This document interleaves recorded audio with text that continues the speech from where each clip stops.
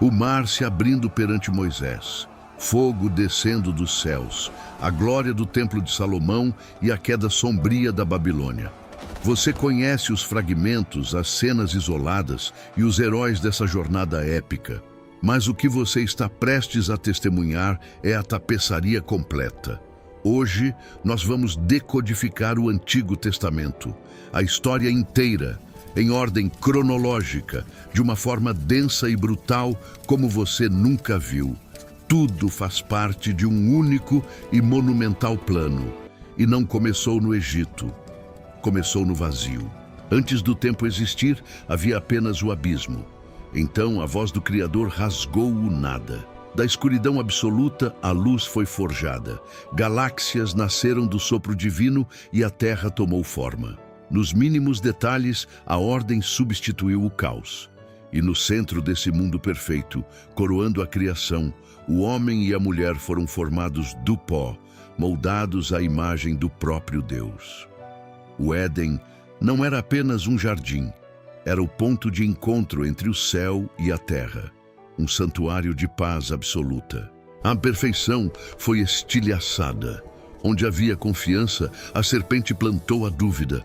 A rebelião não foi morder um fruto, mas a humanidade declarando independência do seu Criador.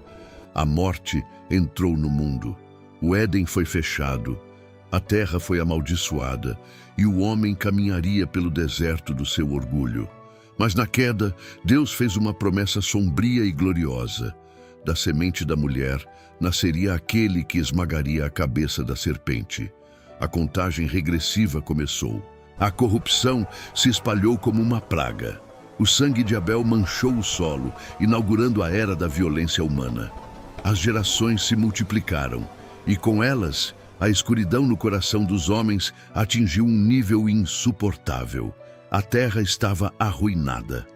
Foi quando as águas do julgamento engoliram o mundo. O dilúvio foi o reset divino. Apenas Noé e sua família, abrigados na arca, sobreviveram à fúria dos céus. Uma nova aliança foi selada com um arco nas nuvens, mas a natureza humana continuava fraturada. A arrogância humana logo reergueu suas garras em Babel. Queriam construir uma torre até os céus, desafiando a soberania divina. Deus confundiu suas línguas e os espalhou pelo mundo. Parecia que a humanidade estava perdida em sua confusão, até que, do meio do paganismo de Ur, Deus escolheu um único homem, Abrão. A ordem divina foi direta e implacável. Saia da sua terra e vá para a terra que eu lhe mostrarei. A grande e épica jornada da fé estava apenas começando. Deus forjou um pacto de sangue com Abraão, uma aliança eterna. Ele prometeu que daquele homem idoso e de sua esposa estéril, Sara, nasceria uma nação incontável como as estrelas do céu. E mais, através dessa nação, todas as famílias da terra seriam abençoadas. Era o plano de resgate da humanidade sendo desenhado no deserto. A fé de Abraão foi testada ao limite absoluto no Monte Moriá. Mas ele creu. Isaque nasceu, o filho da promessa. O fio condutor da linhagem sagrada estava garantido. De Isaque veio Jacó, um homem astuto, marcado por conflitos e enganos, que lutou com o próprio anjo do Senhor no val do Jaboque. Naquela noite de agonia e revelação, Jacó não saiu apenas mancando, ele saiu transformado. Ele recebeu um novo nome, Israel, aquele que luta com Deus e prevalece. De Israel nasceram 12 filhos, os pilares que formariam as 12 tribos. A família estava crescendo rapidamente, mas uma traição cruel, gerada dentro da própria tenda, mudaria o destino de todos eles. Movidos por pura inveja, os irmãos venderam o jovem José como escravo para o Egito. Aquele que sonhava com grandezas agora estava acorrentado nas masmorras de uma nação estrangeira. Mas a mão de Deus estava sobre ele em cada etapa de sofrimento. De prisioneiro esquecido, José foi elevado a governador de todo o Império Egípcio, segundo apenas ao faraó. ele decifrou os sonhos que salvaram o mundo antigo da fome e, o mais impressionante, ele perdoou os irmãos que o haviam traído. Para escapar da fome severa, as 70 pessoas da família de Israel desceram ao Egito. Ali, sob a proteção de José, eles prosperaram e se multiplicaram de forma assustadora. Eles entraram como uma família de refugiados, mas se tornaram um povo numeroso e forte. As décadas se transformaram em séculos. O tempo passou e um novo faraó se levantou no Egito, um rei brutal que não conhecia a história de José. O medo do crescimento daquele povo estrangeiro dominou as mentes do império. A hospitalidade egípcia virou correntes de ferro. Israel foi escravizado. Costas marcadas por chicotes e sangue construíram as cidades do faraó. O choro do povo ecoou por 400 anos de um silêncio denso. Onde estava o Deus de Abraão? A promessa havia morrido no pó do Egito. O rei ordenou a morte de todos os bebês hebreus recém-nascidos. A escuridão parecia total e irreversível. Mas, nas águas do rio Nilo, um cesto de junco carregava a resposta de Deus. O choro do Egito foi interrompido por um milagre no deserto. Do meio de uma sarça que ardia em chamas, mas não se consumia, Deus chamou Moisés. O fugitivo que se escondia nas areias de Midian agora carregava a missão mais perigosa do mundo antigo: enfrentar o império mais poderoso da terra. A ordem divina não era um pedido, era um decreto absoluto. Moisés retornou ao Egito empunhando apenas um cajado de pastor e a autoridade do grande Eu Sou. O faraó zombou do aviso, endurecendo seu coração com arrogância cega. Em resposta, os céus desabaram. O rio Nilo se transformou em uma artéria de sangue denso. Rãs, moscas e gafanhotos devoraram as terras egípcias. Trevas espessas engoliram o sol por 3 dias. Os deuses do Egito foram humilhados um a um pela força implacável do Deus de Israel. Mas foi a 10ª praga que quebrou a espinha dorsal do império, trazendo o lamento final ao palácio. Naquela noite sombria, o anjo da morte varreu as ruas do Egito. Apenas as casas marcadas com o sangue de um cordeiro inocente nos umbrais foram poupadas. Foi a primeira Páscoa, a noite da redenção pelo sangue. O grito do faraó rasgou a madrugada e a ordem de libertação finalmente foi dada. Israel marchou para fora da escravidão, levando as riquezas de seus captores. Mas o orgulho ferido do monarca não aceitaria essa derrota tão facilmente. O exército egípcio perseguiu os hebreus, encurralando-os diante do abismo do Mar Vermelho. De um lado, as carruagens de guerra, do outro, as águas profundas. Foi então que Moisés ergueu seu cajado. Um vento oriental violento rasgou o oceano ao meio, erguendo muralhas de águas gigantescas de ambos os lados. O povo atravessou a seco. Quando os egípcios tentaram segui-los, as águas desabaram com fúria brutal, afogando o exército mais temido do mundo. Livres da escravidão, eles marcharam até a base do Monte Sinai. A montanha tremeu violentamente sob o peso da presença divina. Trovões ensurdecedores e relâmpagos rasgaram o céu enfumaçado. Ali, Deus não apenas salvou um povo, ele forjou uma nação. Os 10 mandamentos foram esculpidos pelo dedo de Deus em tábuas de pedra, uma lei santa, moral e perfeita, criada para separar Israel definitivamente de todas as outras nações pagãs e prepará-los para a glória. Eles construíram o tabernáculo, uma tenda sagrada, onde a glória de Deus habitaria no meio dos homens, guiando-os com uma nuvem de dia e fogo durante a noite. Se essa história faz sentido para você, já se inscreve para não perder histórias como essa. Eles estavam a poucos passos da terra prometida, mas o medo sombrio e a falta de fé os paralisaram. Em vez de avançar, duvidaram do mesmo poder que havia acabado de dividir o oceano inteiro diante deles. A rebelião custou muito caro. Aquela geração inteira foi condenada a vagar pelo deserto árido por 40 anos implacáveis, até que todos os incrédulos perecessem na areia. O deserto se tornou um forno de provação. Deus os sustentou com o maná que caía do céu e água que brotava da rocha maciça, mas o coração do povo permanecia teimoso. Moisés liderou essa marcha desgastante até o fim de seus dias, morrendo sem jamais pisar na terra da promessa divina. A liderança foi transferida para Josué, um guerreiro implacável e cheio de pura fé. O momento da conquista finalmente havia chegado. O rio Jordão parou de fluir miraculosamente, permitindo a travessia segura. O primeiro alvo era a fortaleza impenetrável de Jericó. Eles não usaram armas de cerco pesadas. Ao som das trombetas e do grito de guerra do povo escolhido, as muralhas colossais simplesmente desabaram. A terra prometida começou a ser tomada à força absoluta. Após a morte de Josué, Israel mergulhou em um ciclo sombrio e perigoso de corrupção moral intensa. Cada um fazia o que parecia certo aos seus próprios olhos.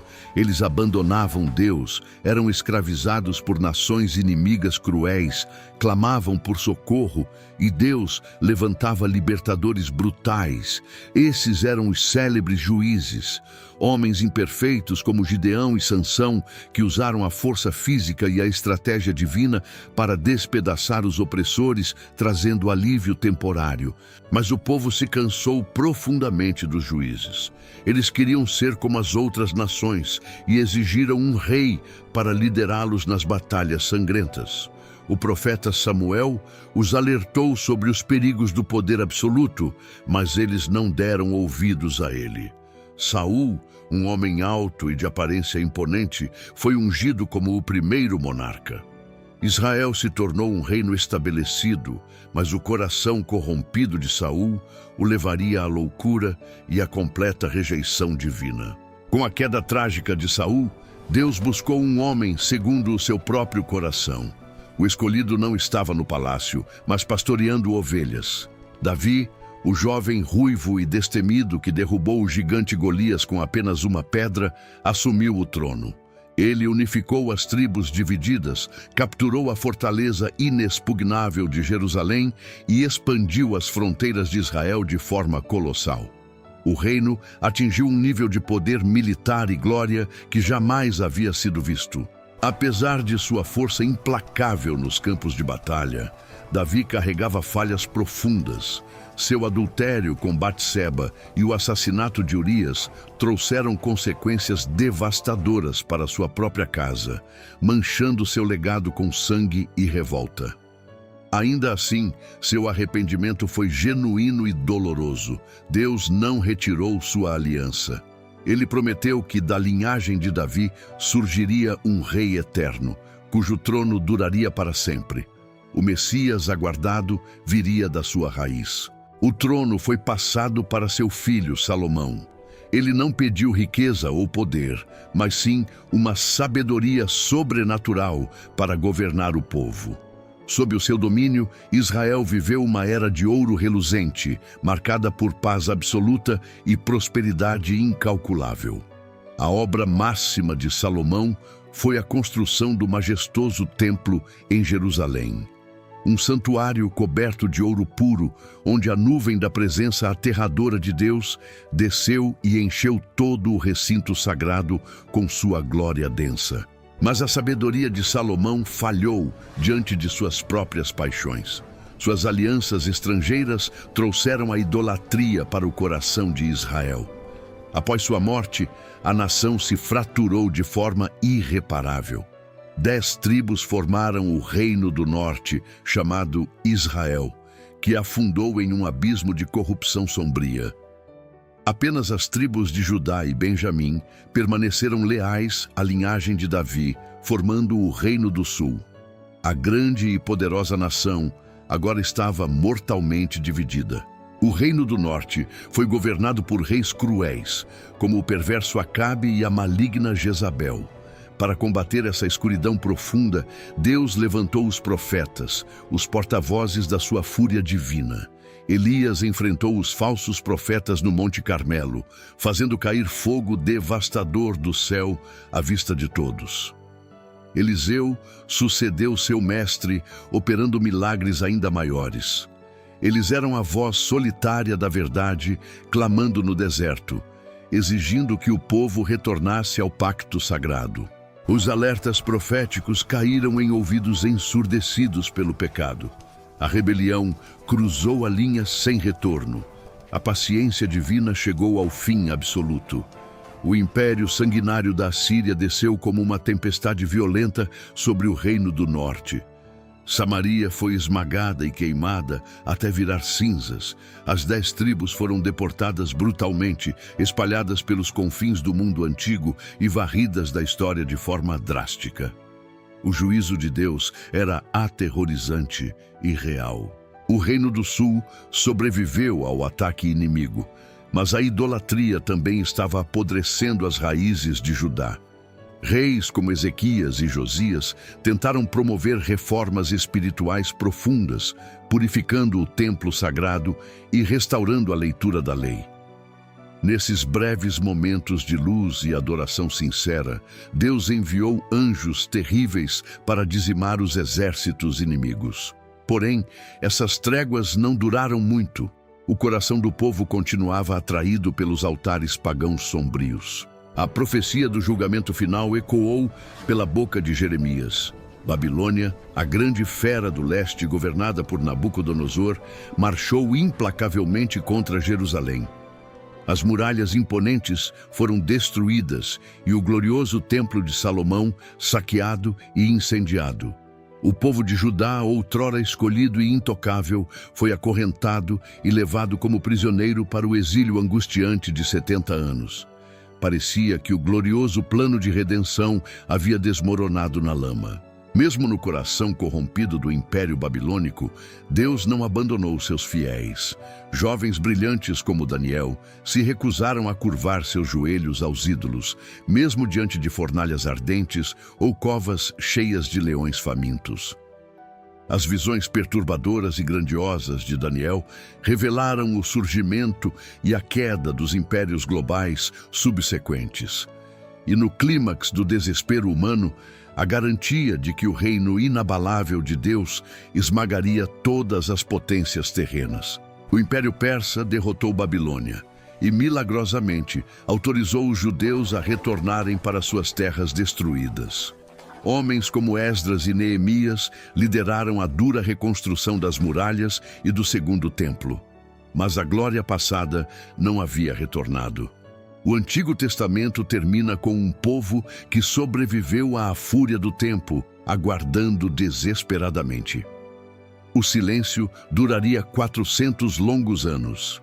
O palco estava finalmente montado para o ato mais grandioso da história. Os profetas silenciaram, mas suas palavras continuavam ecoando através das gerações. O profeta Isaías havia descrito de forma brutal o servo sofredor, um cordeiro mudo levado ao matadouro, ferido e esmagado pelas nossas transgressões. Miqueias apontou exatamente para a pequena e pacata Belém como o berço do futuro governante eterno. Zacarias viu o rei humilde montado em um jumentinho. A tapeçaria sagrada estava quase completa, mas o povo sofria. Durante os 400 anos de silêncio denso, a história do mundo não parou. O Império Grego de Alexandre, o Grande, marchou com fúria sobre o Oriente, impondo sua cultura e unificando a língua falada. Depois dele, as legiões de ferro de Roma esmagaram as nações e construíram estradas de pedra que conectavam todo o mundo conhecido.